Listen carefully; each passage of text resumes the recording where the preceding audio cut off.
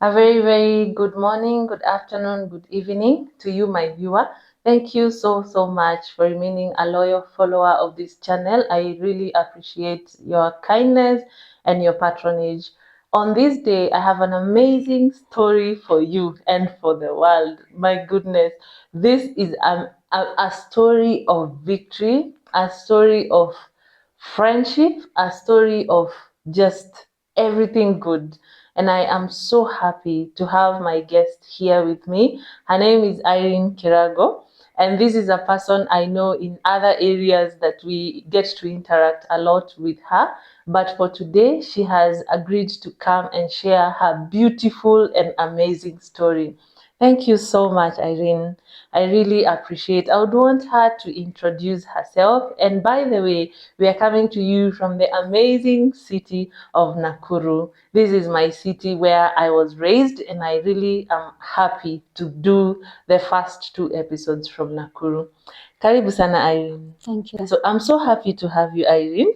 Thank you so much. You're welcome. Yeah, it's amazing when I get to host people who have such amazing stories, and yours is one of them. Thank you. So tell me, who is Irene? Okay, maybe I don't know your real birth names. Who is Irene, and where is Irene coming from? Okay. Thank Yeah. you so much, Martha, Yes, for having me here. you're welcome. It's such a blessing and an honor. Yeah, And I'm so excited to share my story in your channel. thank you. And I believe that this will help one or two people out there. Yeah, And we are doing this to the glory of God. So my name is Irene Wairimu Kirago, as Okay. you have mentioned earlier. Mm-hmm. But Kirago is my surname.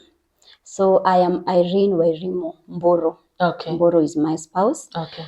I'm a mother, of course, a wife with one husband who happens to be my best friend. Amazing. And yeah, I'm a last born in our family. We are 4 of us, 1 brother and 3 sisters. Wow. So I happen to be the last born. Okay. Yes. And where was Irene born? And where are your parents? Yeah. Irene was born in Nakuru. I am born Nakuru. I schooled in Nakuru in a very good school called Pangani Primary School. Nice. And then I went to a high school in Muthaiga High School, but I only schooled for 1 term. Then now that is where now my story began. Okay. And I had to be relocated to a day school in Nakuru called Christ the King Academy. Okay. Yes. So your parents are in Nakuru, or they used to be in Nakuru? Yeah, my parents used to be in Nakuru, both parents. And then somehow along the way, my mom and my dad separated. Mm-hmm. We never knew what happened because my dad is among the best daddies that I've come to know, because I've come to know him later on, after years of childhood without him. And my mom got an accident in 1996, and that is still where my story begins. Okay. Because when I went to Muthaiga, it was through her accident, because she had gone to get a school for me at Kijabe High School. Oh. While coming back, she had an accident. Oh no. And she went into coma. That was in 1996. And she had all my school documents. And by then there were no phones, smartphones, or any phone. And of course, at a younger age, those days you couldn't visit hospital. So she was admitted in Kenyatta Hospital for a month. We never happened to go see her, and we could just receive report that she's faring on well. So who knew? Who was the first to know about our uncles? Okay. Yeah, our uncles. And so I still had to go to school, and I don't have the documents. So Mr. Muthaiga, the owner of Muthaiga High School, was a friend to my mom. Okay. So he enrolled me to the school without the documents. Wow. So that is when I went to Muthaiga Girls during first term. But after a month, my mom passed on. So I was picked from school, and actually they told me that I was going to visit my mom in hospital. They never told me that she had passed on. So me, I'm so excited because I knew kids were not allowed in hospital. So I was like, wow, at least for the first time, I'm going to see my mom after 1 month of her stay in hospital. Yeah. But when they took me home, I found there was nobody at home. And then one of the neighbors told me, oh, you're looking for your sisters. They went to your uncle, and I can escort you to your uncle. The neighbors knew, but they also didn't want to tell me. So when one of the neighbors escorted me to my uncle, that is when I saw a tent at the entrance, and it hit on me. I think my mom is no more. And that was true, because when I entered the house was full. My sisters were crying, our family members. And that is when I knew my mom had passed on. Ouch. Yes, it wasn't easy. Yeah. Of course, we went through the mourning period, and we buried her in Nakuru still. And now we are left alone. Siblings alone. Of course, family members normally say during or announce during burial, oh, we are going to be with you, we are going to take care of you. But I can assure you they can't stick for long, because even for them, they have their own family responsibilities and commitments. Yeah. So at the end of the road, we were left alone to cater for ourselves. Remember, we are all in school. My sister was in Form 4 then. My brother had cleared school and he was in college in Eldoret. He was doing mechanical training. Yeah. My other sister was in Form 3, and now Mia was enrolled in Form 1. And so we were staying alone. Yeah. And it happened that one of our uncles decided to take us, but they wanted to separate us, like each one of us to go to a certain family member. Yeah. And my big sister refused. Yeah. She said, if you're going to help us while we are in one roof, but don't separate us. And by then, of course, we were left alone, because they thought we wanted our own freedom. So from there, I can confidently say that it is neighbors and our mom's friends who used to take care of us. But God was so faithful, because after my sister did her Form 4, thank God my mom had done a harambe. So we had school fees. Okay. Yeah, we had school fees. Okay. So when my sister cleared school, she got a job. And that is when she started taking care of us, being helped by my brother, who had also cleared her college training. And he also got a job in a mechanic company. So they now took care of us, me and my other sibling. And that is when my sister with one of my uncles, and I really appreciate my uncle. We used to call him Daddy, because he's the one we knew as our daddy when our daddy was away from our lives. And so my sister and now Daddy, they organized for me to be enrolled in the school that my siblings were schooling at. Okay. That was Christ the King Academy. Nice school. Yeah, so I enrolled in Form 2. In Form 2 first term. And that was my journey. And it is now during that time, I spotted a friend who also spotted me. He's called Henry. Yeah. So Henry saw a very innocent girl, very polite, having low self-esteem. I didn't want to mingle with people. And somehow we became friends. Okay. And along the way, one day during lunchtime, we never used to go for lunch. Now me and this other sister, my big sister, had cleared school. Yeah. So we never used to go for lunch. We could go for Catholic lunch hour service, but me sometimes I could be left in the field. And one day I overslept because I'm hungry. It's sunny. I haven't eaten. I'm tired. And class time, the bell rang, and I didn't hear the bell ringing.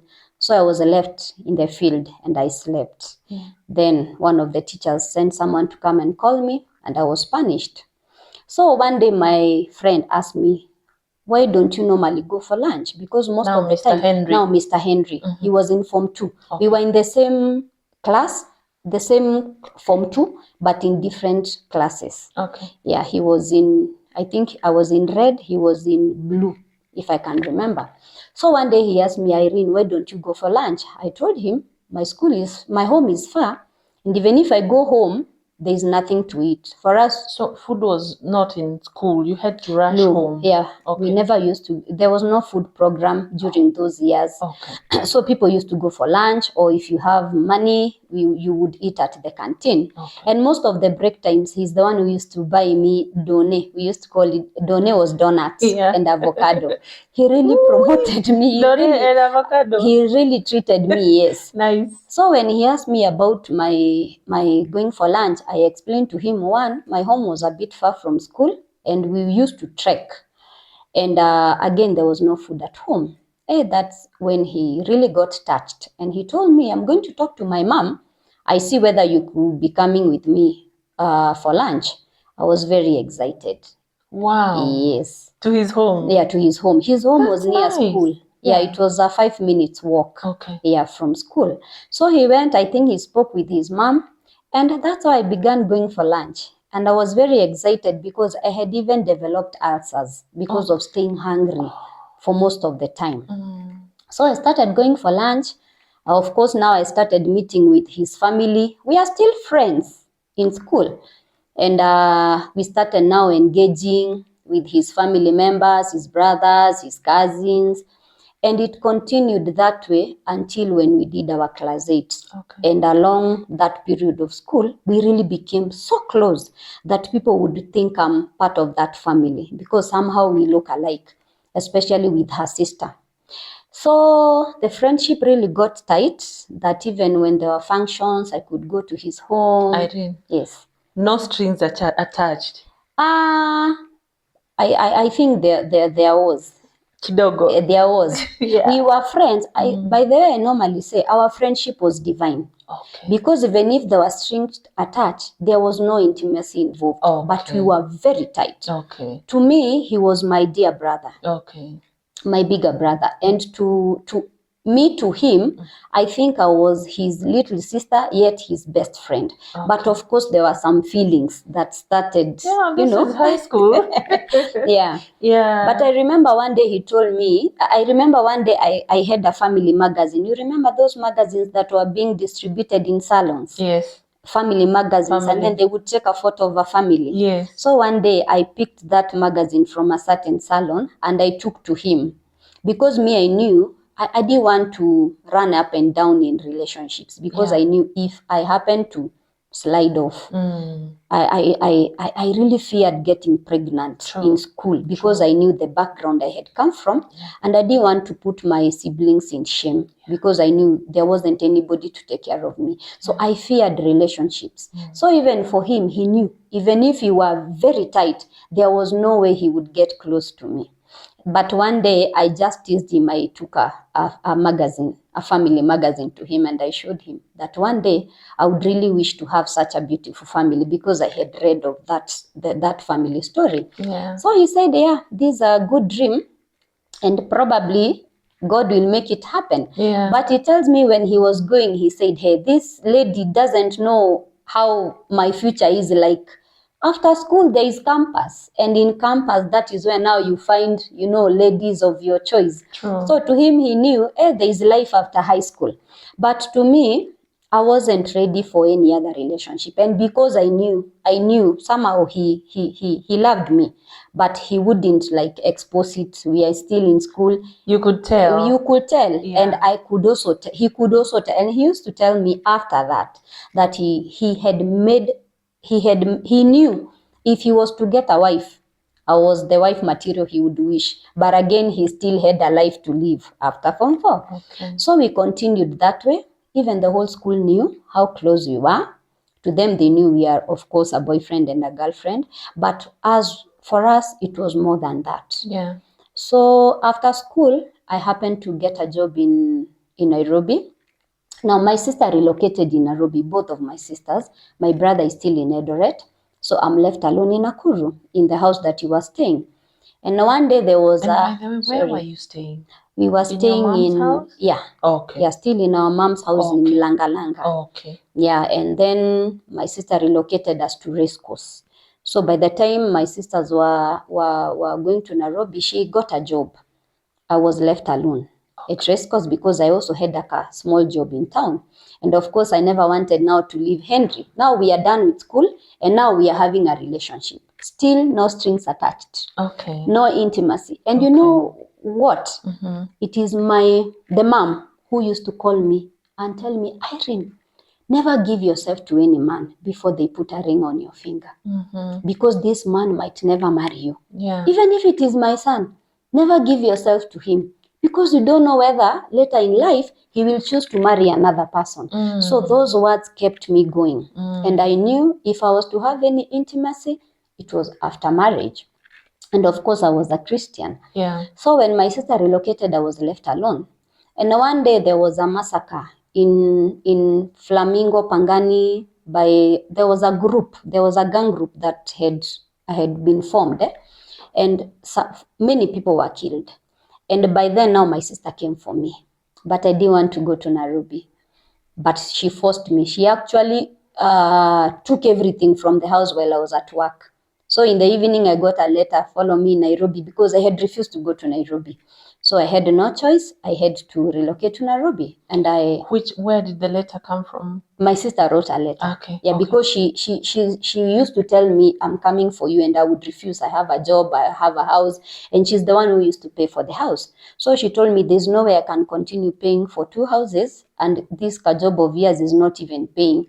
So because she knew I wouldn't agree to relocate, first of all, I never wanted now to leave Henry.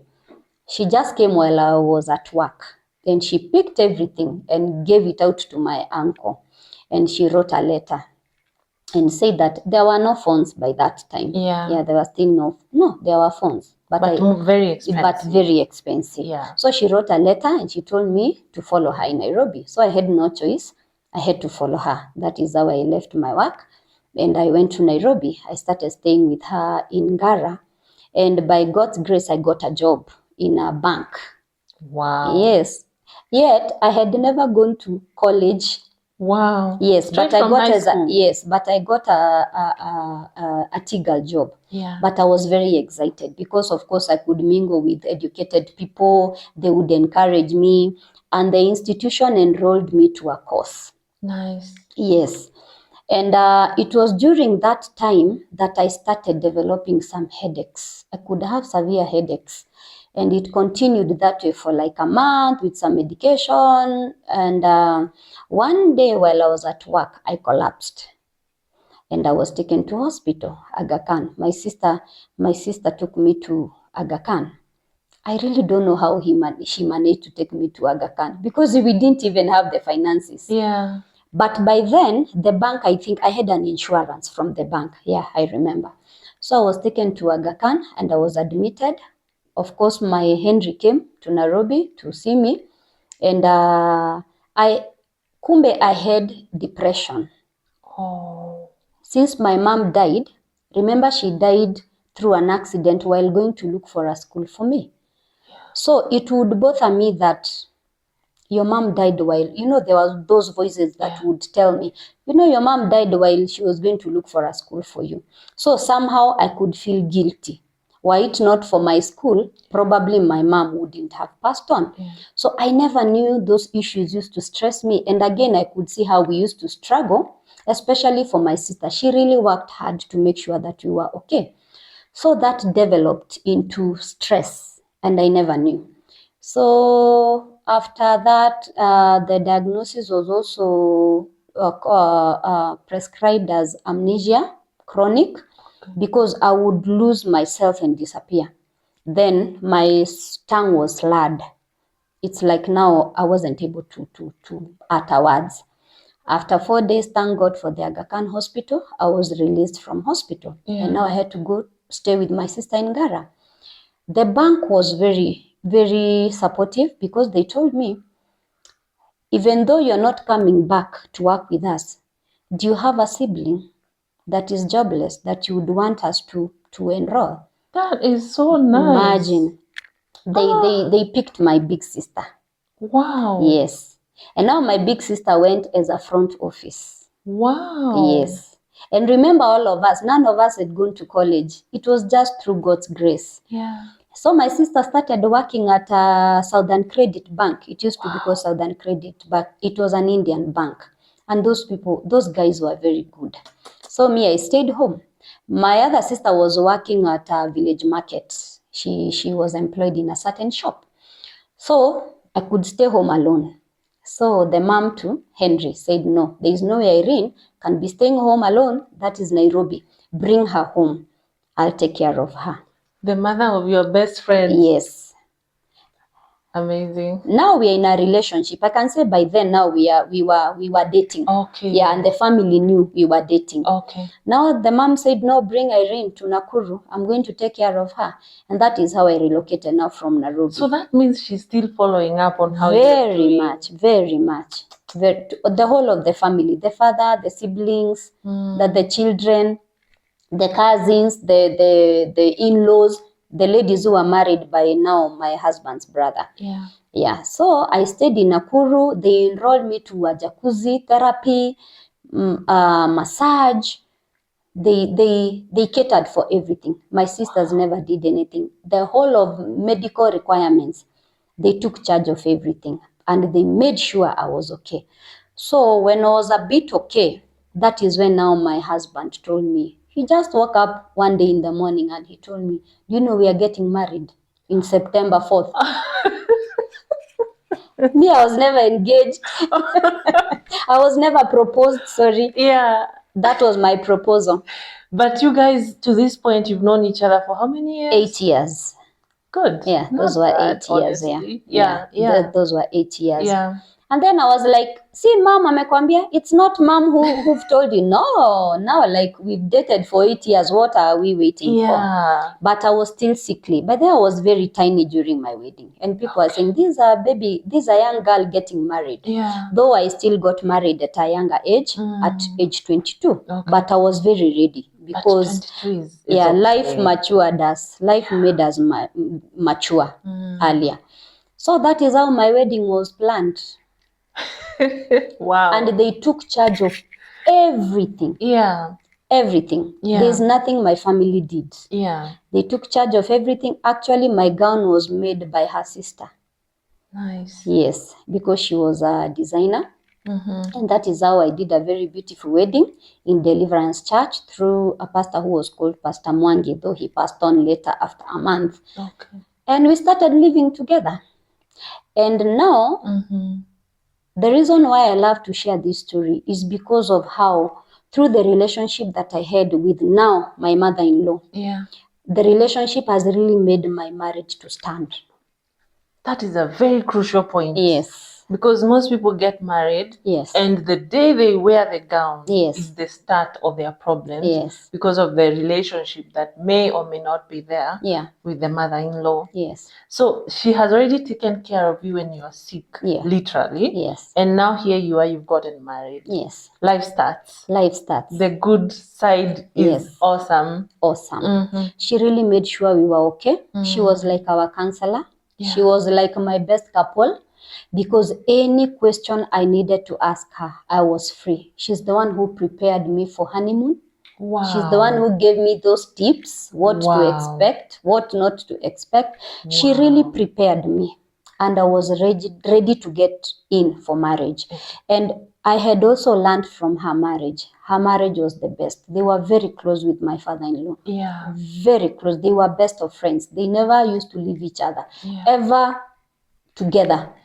And through that, we were able to cope with the challenges that come with marriage, because of course there's no marriage that doesn't have its own challenges. That's true. But through the help of my mother-in-law, we were able to cope with those difficult moments whereby you could disagree, arguments, having those debates. He taught me how to have good communication. He taught me how to humble myself and to always know that the man is the head. You are the neck. You are the helper.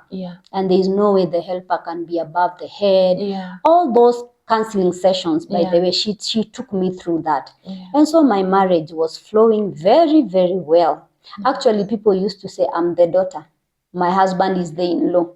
Because we were very tight. And my husband knew, even if he would go tell his mom that I've wronged him, my mom wouldn't agree with him. He would tell him, no, you are the one who wronged Irene. That's how close you guys that's how close we were. But I also respected her, and I also showed her, I never came to snatch your son from you. I actually came to make the relationship stand. I supported her.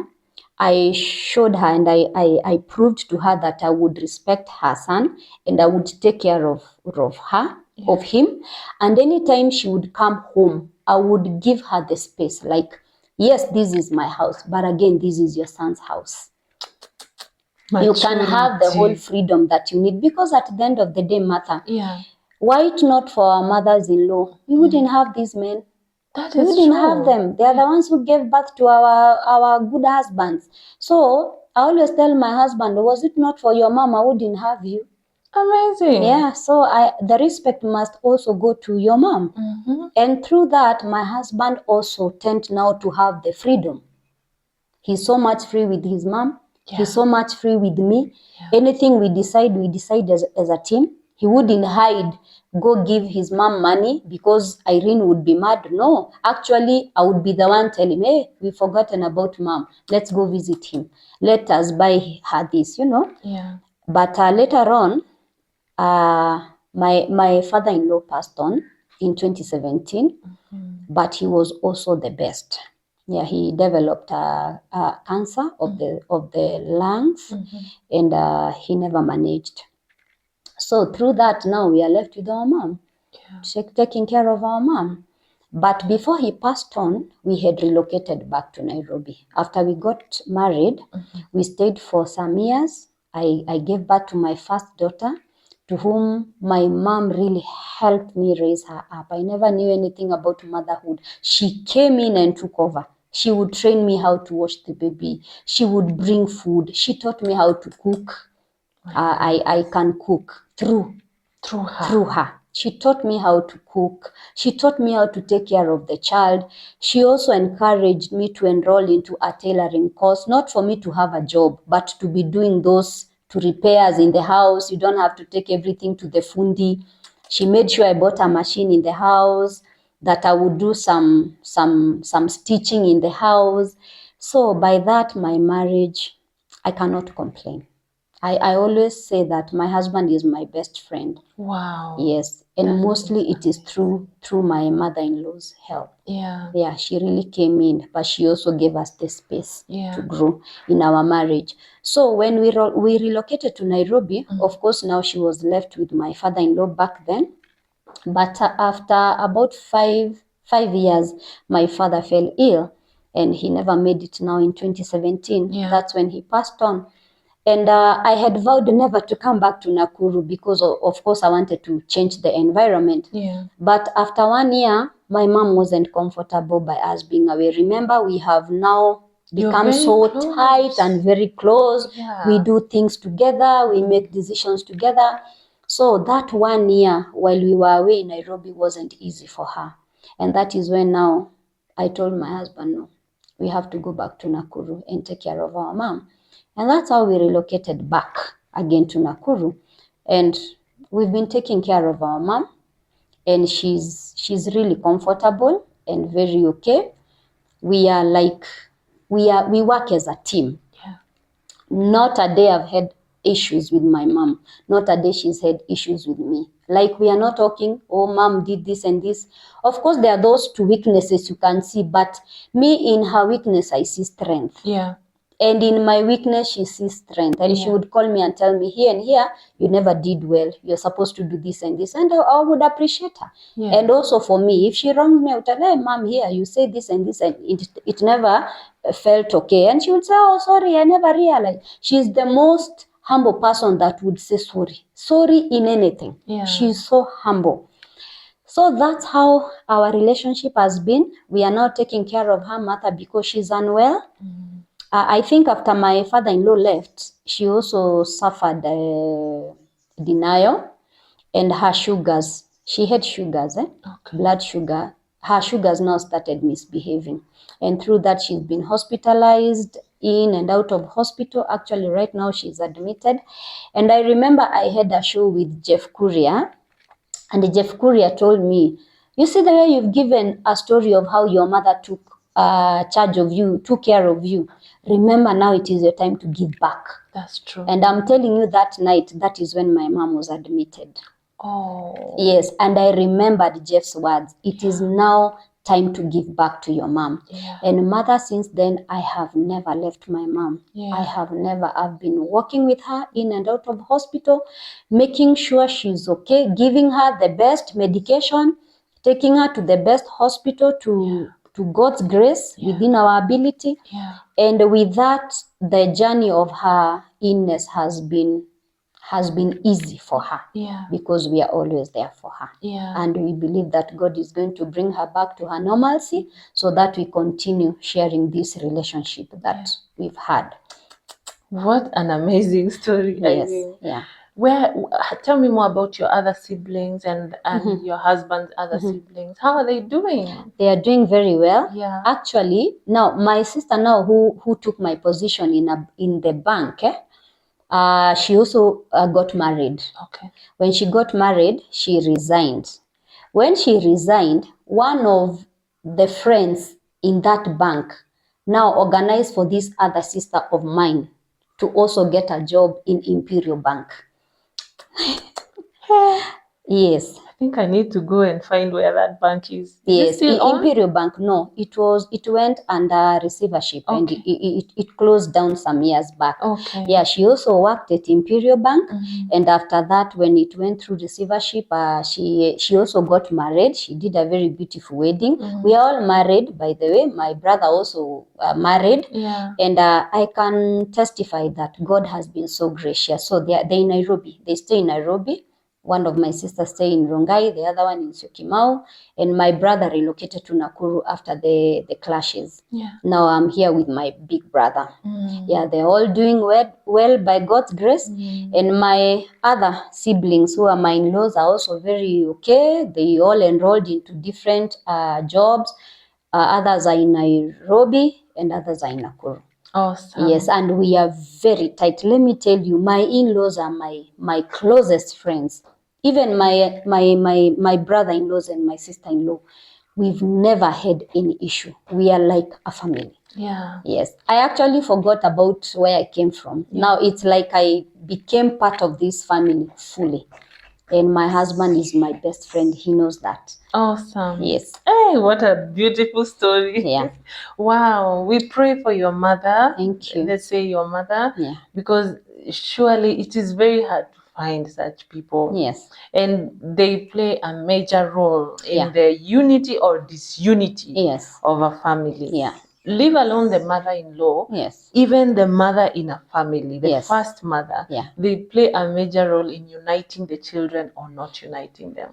So I truly celebrate your mother-in-law. Thank you. Because even as you speak, someone can tell you're truly happy. And I was telling you away from the camera that I know you and your husband. And you can tell what kind of relationship people are having just by their body language, you know.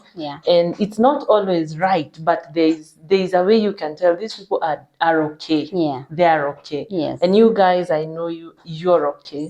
And I now understand where this victory is coming from. You have an amazing mother-in-law. Thank you so much. And mother, something else I would want to add. I always talk to mother-in-laws that I come across. You know, there are also ladies that get married and they get in respect. Like they respect their in-laws. They do whatever they can within their ability to respect that family that they have joined.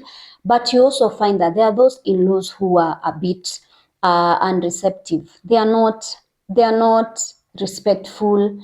They don't embrace that lady that has been brought by their son. And I always tell mother-in-laws, you can never be married by your son. However much you love your son, one day he will have to get a woman, because that is even scriptural, that a man shall leave his mother and father and be joined.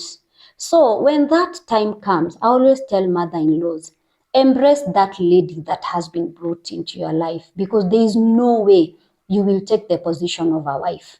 If you can stick to your lane as a mother-in-law and get to know, now my son has a woman, just as the way you as a mother-in-law, you got married to your husband, who is now the father-in-law to this lady. You wouldn't want anybody to step on your toes.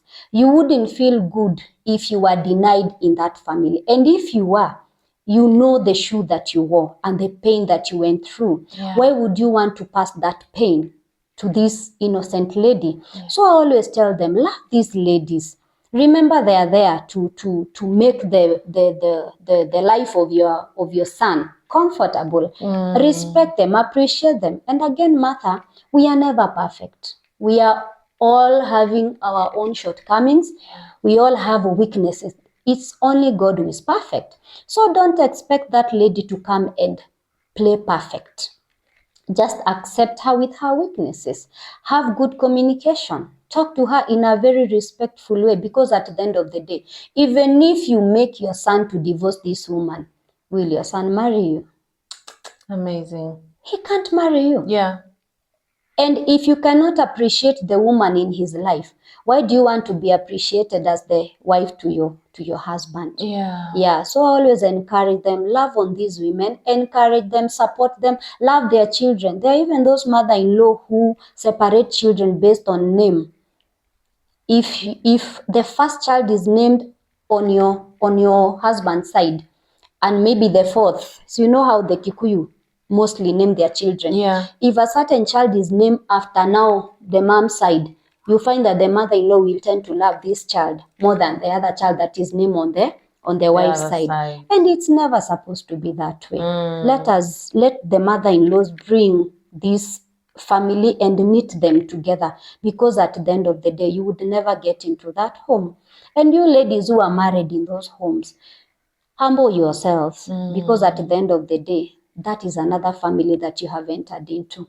Love on them, respect your sister-in-laws, respect your brother-in-laws, respect their family, and let them know you did not come to take over, but you came to be joined together, knitted together as a family. With that, if all of us can stick to our lanes and respect each other's space, let me tell you, marriages would stand.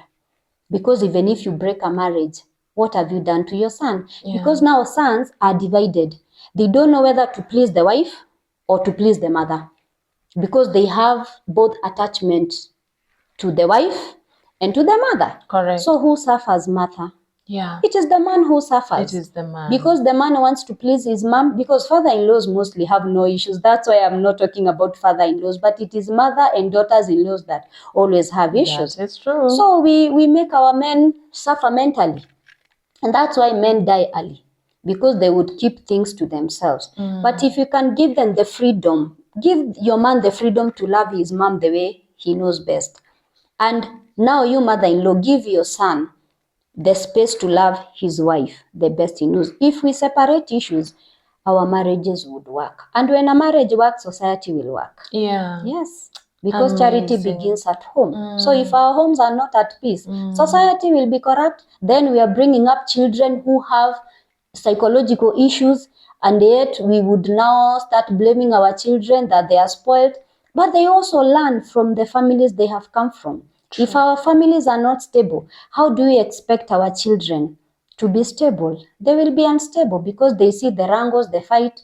My mom fights with my mother-in-law, doesn't talk to my mother-in-law. We don't go to Shosho's place. My mom fights with my dad.